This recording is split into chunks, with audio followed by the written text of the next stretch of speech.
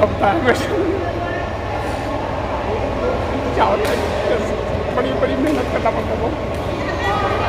ये जीत एक बच्चे की नहीं, एक पिता की। ऑलमोस्ट पूरा दिन हेक्टिक रहता है और उसके साथ ये है कि क्योंकि बच्चा अभी छोटा है तो हमको भी साथ में ट्रैवल करना पड़ता है और देखिए जर्नी बहुत लंबी है तो अभी कहना बहुत मुश्किल है बट हमें रहना पड़ेगा उसके। चलो। नमस्कार, आप देख रहे हैं न्यू वॉच 18 और मैं हूं अमृता आपके साथ। आज हम खड़े हैं लिविंग्स अकेडमी में जहां की स्टेट लेवल टूर्नामेंट हो रही है।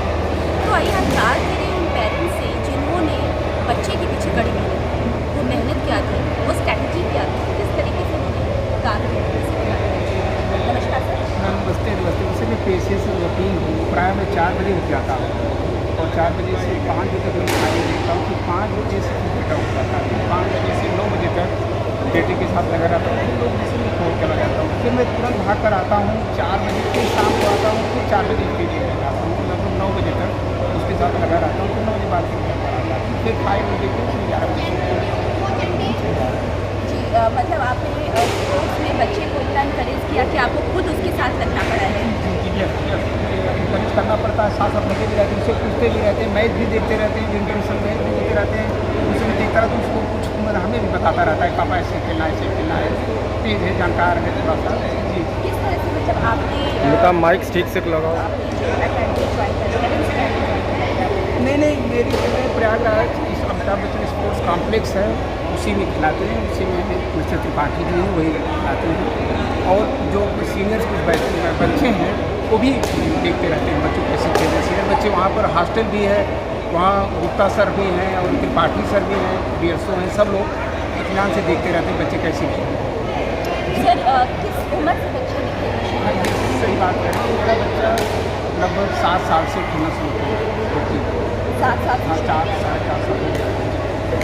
अभी तो उसने स्टेट लेवल टूर्नामेंट में जीत लिया है। इससे पहले भी कुछ टूर्नामेंट ये स्टेट का फर्स्ट जीत कर आए, जो बदायूं में हुआ भी अभी इसके पहले 29-30 तारीख को था, अभी बेटा वहाँ भी जीत कर आया और इसी बच्चे को हराया था, जिस बच्चे को जी दूसरा हमने जीता।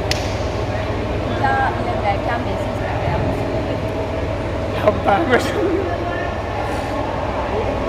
क्या होता है, बड़ी बड़ी मेहनत करना पड़ता है।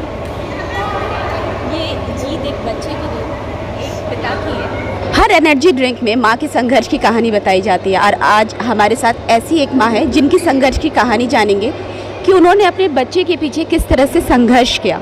जी बताइए। नमस्ते अभी मेरा बेटा है जो कि अभी अंडर 13 खेल रहा है और उसने यहाँ पे पार्टिसिपेट किया है और फॉर्चुनेटली वो बॉयज़ डबल्स के फाइनल में भी पहुँचा है। संघर्ष की कहानी जैसे कि आप पूछ रहे हैं तो संघर्ष की कहानी तो देखिए अगर बच्चा एफर्ट्स मारता है तो हमें भी पूरा कोशिश करनी चाहिए कि हम भी उसको एक काइंड ऑफ उसके जो एफर्ट्स हैं उनके लिए फ़ाइट मारें और उनके साथ उनको मतलब प्रोत्साहित करें बेसिकली कि वो जो है और अच्छा करें। तो हम लोग बस वही कर रहे हैं, मैं और मेरे हस्बैंड अपने बच्चे के लिए, कि वो जितने एफ़र्ट्स मार रहा है हम भी उनके लिए उतना ही जो है एफर्ट्स कर रहे हैं। लेकिन वो एफर्ट्स किस तरह के होते हैं? आप जैसे मॉर्निंग में उठना, बच्चे को फिर पढ़ाना भी है, उसके स्पोर्ट्स में भी उसको इनकरेज करना है, किस तरह से आप उसको तैयार करती हैं गेम के लिए फिर पढ़ाने के लिए? क्योंकि एक बच्चा 2 सब्जेक्ट और गेम कैसे बैलेंस करती है? कुछ पाने के लिए कुछ खोना तो पड़ता ही है, ये तो सभी को पता है। तो जो ये जैसे मेरा बच्चा है स्कूल भी जाता है, सुबह उठ के ट्रेनिंग भी जाता है, ऑलमोस्ट 6 आवर्स की ट्रेनिंग रहती है उसकी दिन की। तो हम लोग उसकी डाइट का भी बहुत ध्यान देना पड़ता है बिकॉज बीइंग अ स्पोर्ट्समैन बच्चा जो है खाली जो है नॉर्मल डाइट नहीं ले सकता। वी हैव मतलब प्रॉपर बैलेंस डाइट होनी चाहिए, उसकी न्यूट्रिशनल डाइट होनी चाहिए, तो वो भी हम देते हैं।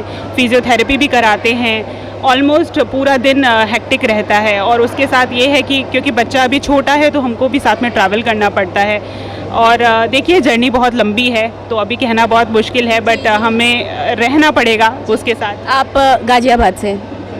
जी मैम, जब आप ट्रैवल करके गोरखपुर आ रहे थे तो आपको कहीं से लगा कि बच्चा एक अलग शहर में जा रहा है? क्योंकि बच्चे अपनी जगह अपने शहर में खेलने में थोड़ा कंफर्टेबल होते हैं, एक अलग शहर में जा रहा है, तो आपने उसको कैसे मोटिवेट किया की यहाँ के लिए? एक्चुअली मेरे साथ मतलब मेरे बच्चे के साथ ये प्रॉब्लम इतनी नहीं है, बिकॉज़ हम लोग बाहर भी बहुत रहे हैं, आउट ऑफ इंडिया भी रहे हैं और यहाँ भी रहे हैं, तो वो काफ़ी ओपन माइंडेड है इन सब चीज़ों के लिए। और रही बात ट्रैवलिंग की, तो मेरे हस्बैंड भी बहुत ज़्यादा मतलब वो हैं, प्रो हैं ड्राइविंग के, तो बच्चे को लेके आना, और वैसे भी ट्रैवलिंग इन बच्चों की वैसे भी होती है, because next week we are travelling to Hyderabad, तो वहाँ हमें जाना है।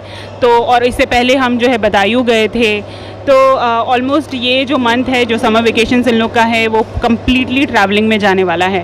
तो बच्चे तो वैसे भी ये टाइम ऐसा होता है कि बच्चे घर में ही रहते हैं, समर वेकेशंस है नॉर्मल जो बच्चे पढ़ते हैं, तो ये बच्चे जो है मल्टीटास्किंग करते हैं, विच इज़ वेरी गुड। आजकल अगर आप भारत की बात करें तो इतने बड़े बड़े खिलाड़ी भारत से निकल रहे हैं, तो अगर हम पहले होता था ना कि खेलोगे कूदोगे तो बनोगे ख़राब, है ना, पढ़ोगे लिखोगे तो बनोगे नवाब, तो अब ये उल्टा हो गया है। इतने बड़े बड़े एग्जाम्पल्स हैं, जैसे लक्ष्य सेन हैं, है ना, लक्ष्य सेन हैं, और पैरा ओलंपिक में भी जो अभी नोएडा के डीएम हैं उन्होंने भी मेडल जीता है।